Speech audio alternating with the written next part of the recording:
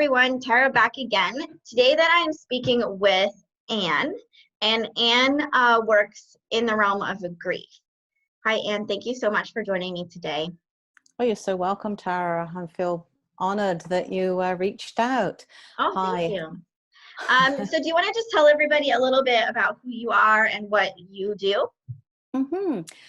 I am a grief coach, and I've been supporting people grieving the loss of a loved one now for about 5 years. I'm also an author of a book called Grief's Abyss, Finding Your Pathway to Peace. And I've got several online programs that I work with my clients with, taking them through their own personal journey of grief. Okay. So that's interesting. I didn't know all of that. Yeah. So one thing that I do want to kind of chat about before we jump into the other topic that we just talked about was what is the difference between a grief coach and, like, say, therapy, just so we're clear on what that is. Oh, beautiful. Thank you for asking. I get a lot of people wondering this. Grief coaching is a specialty coaching. We deal mainly with the grief and loss that somebody experiences. It's more present focused and future focused, where therapy tends to deal with the past feelings, the past emotions. The person may not be functioning as well when they see a therapist, whereas when I see somebody, I'm assuming that they are functioning. They've just been taken back a little bit by the enormity of the grief that they're experiencing.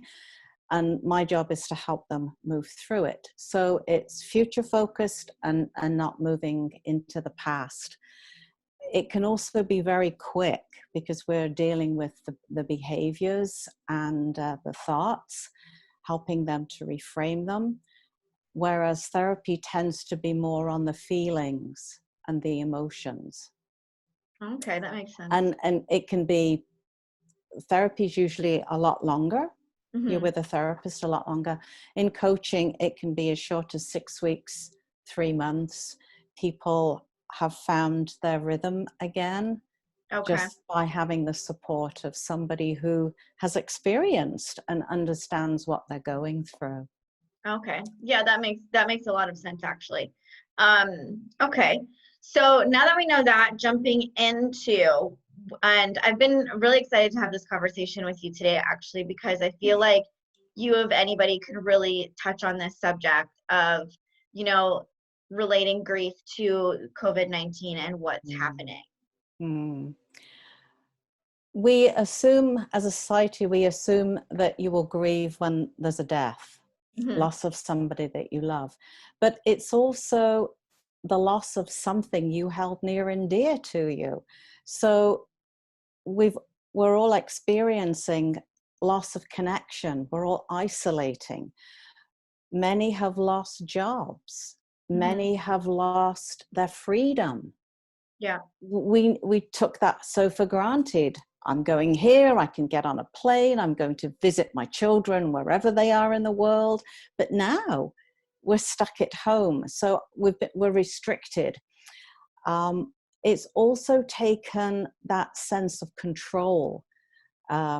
We no longer have the familiar routines. We would get up in the morning, we would head out, take the same route, we would get to work, we would go through a routine to get ourselves into our day. We don't have those anymore. All of a sudden, you've got families at home 7 days a week. I mean, people experiencing this when they're retiring, and you've got the couple both in the same space. It takes an adjustment. So all of a sudden, the whole world has been thrown into this. So it's sort of a loss of autonomy, a loss of control, because we can't control any of this. Yeah. And when we don't have the familiar to help us feel secure and safe, then we're going to go into the anxiety, into the fear. A lot of people who don't have a job, yes, they're able to get certain amounts from the government, which is wonderful, but it may not be enough to keep their household. So they're going to go into financial anxiety and worry and increase their stress levels. When you're in those increased stress levels, I call it the amygdala has been hijacked, that ancient part of our brains, and we can no longer think straight. So there's a whole scientific piece that we won't go into that today.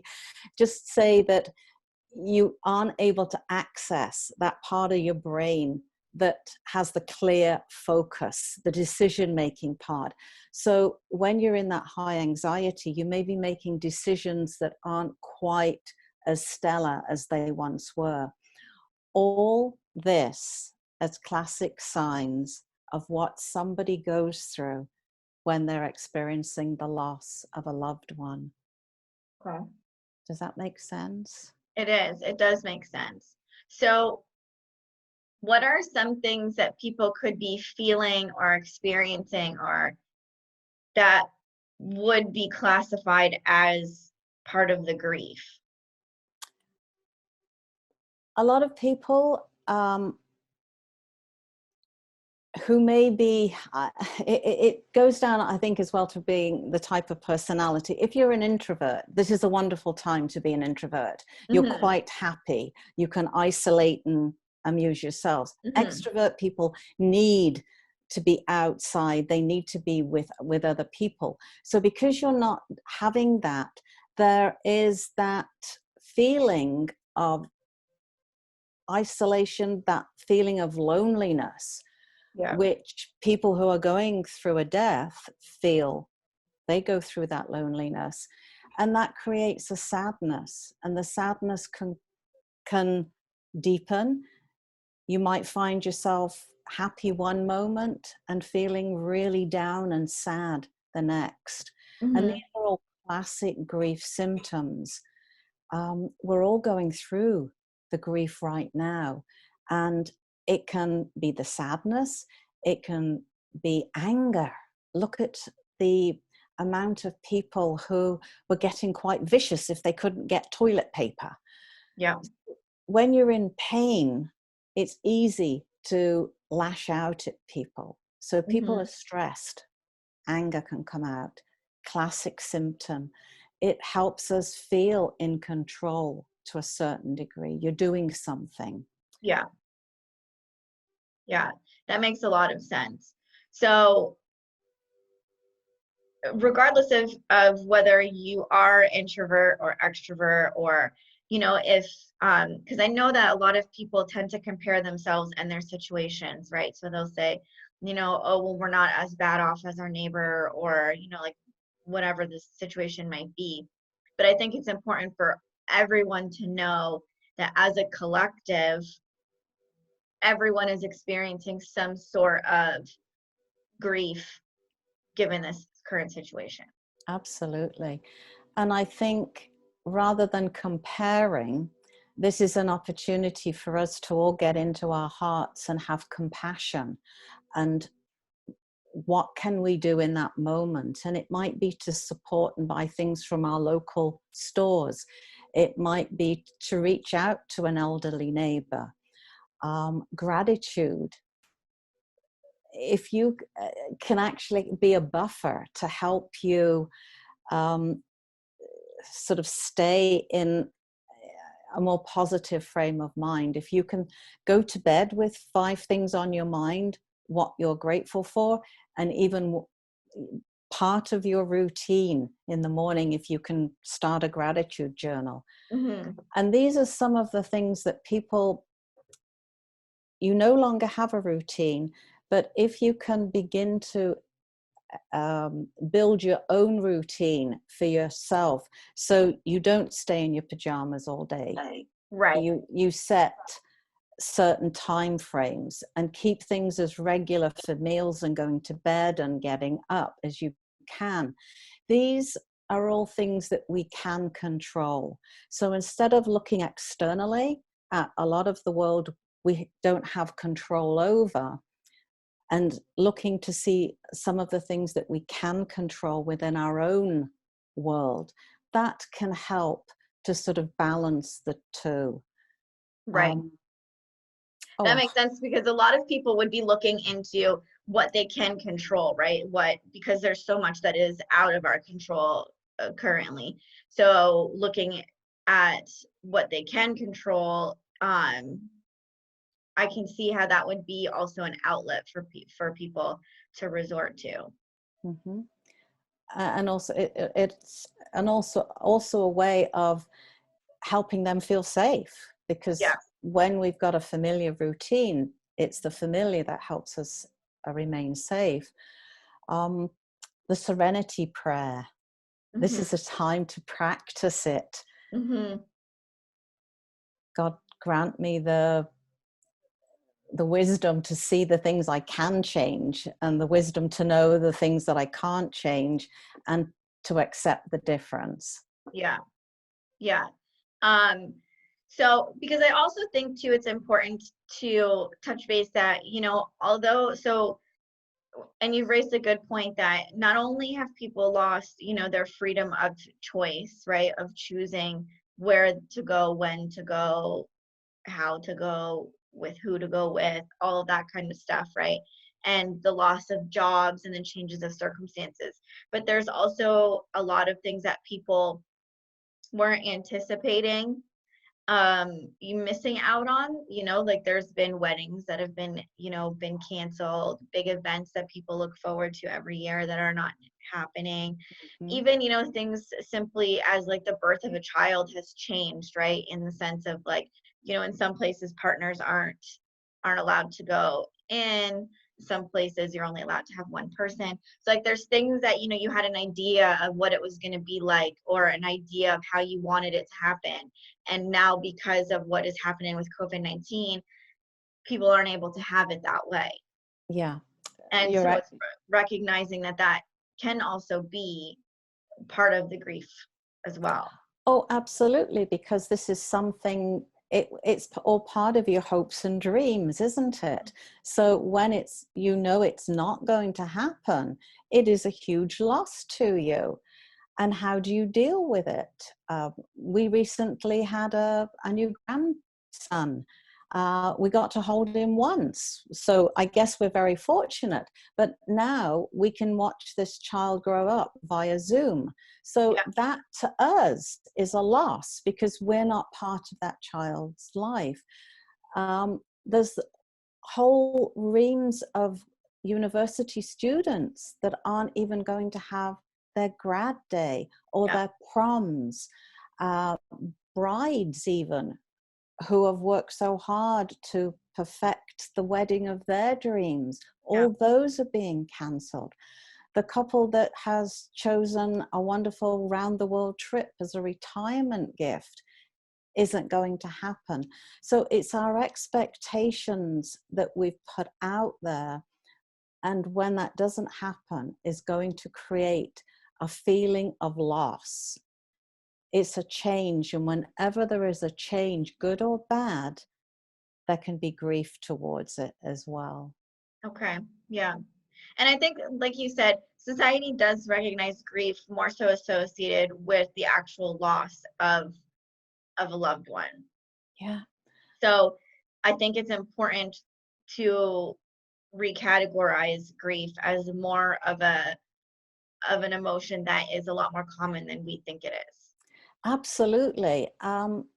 When you think about it, in your area of expertise, divorce, if somebody gets divorced, what do friends say? Oh, you can get another wife, you can get another husband. Oh, he was no good, she was no good. It's almost like what they experienced didn't matter. It's been relegated to something very trivial. Yeah. It's like a pet when it dies. that might have been somebody's child.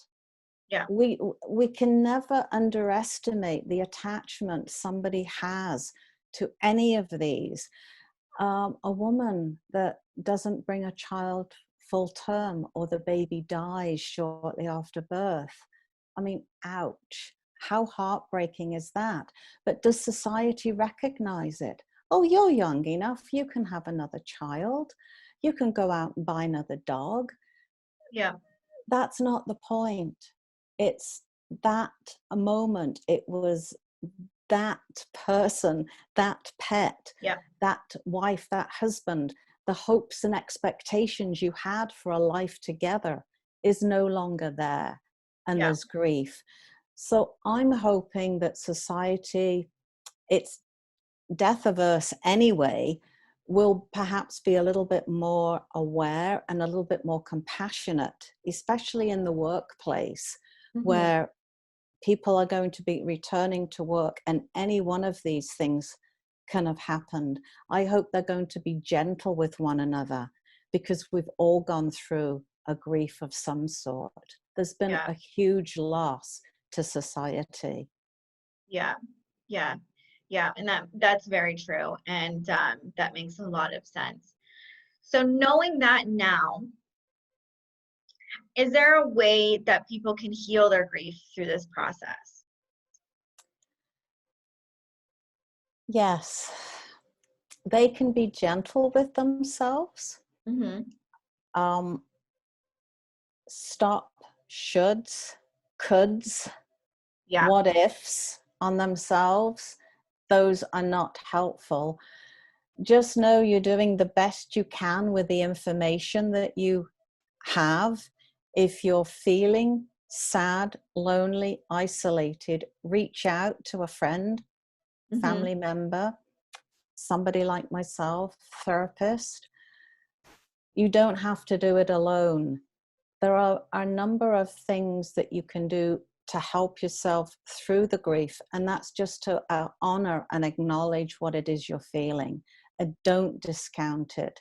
Don't wake up in the morning and feel, oh, I just want to stay in my PJs. I don't have any energy. Yeah. Do that. It's okay. Give yourself permission. Just for a little while. If you're doing it for the whole week, then you may need to rethink that strategy. But relax the things that you think has to happen. Our emotions are there as signposts. They can help us. They determine. If we were not in this situation and you had the time to pay attention to what it was you were feeling, you would probably go through the gamut of these emotions in a single day. They are just now more noticeable. They're needing our attention because of what we're experiencing. So now is the opportunity to, where am I feeling that anxiety? Where am I feeling that anger? And if you sit with it and just breathe, acknowledge it, breathe with it, it'll dissipate. It will go, rather than getting all agitated and worried about what it is you're feeling, and start looking for something to distract yourself on your phone, or you can become very agitated. Stop and breathe. And I love that the medical community are all practicing mindfulness, breathing exercises, meditation, yoga. They're all advocating it. And these are all things that your mum and I have known for a long time. These are all activities that you can be doing, getting out in nature. Yeah. Leave your cell phone at home and just appreciating what is outside of your door. These are all things that can help bring your body back into balance. Because when you think about it, when you're anxious and unsure, what do? You shallow breathe, don't you? Yeah. Well, your brain needs the oxygen your body needs the oxygen. So if you can just stop and pause and deep breathe, whenever you can think about it, it just takes a couple of moments. You're going to settle your nervous system down, and you're going to get out of that amygdala hijack, as I call it. Mm-hmm. So bringing yourself back to the present and what's real and what's today Exactly. versus the hamster wheel of the shoulds, coulds, the future, the past, all of that stuff that starts to happen when we don't honor our emotions and what we're feeling. Absolutely. We've got the perfect opportunity to play with them, just Mm-hmm. discover them. Mm-hmm. And I think there's a lot of judgment that we place on ourselves or others, because we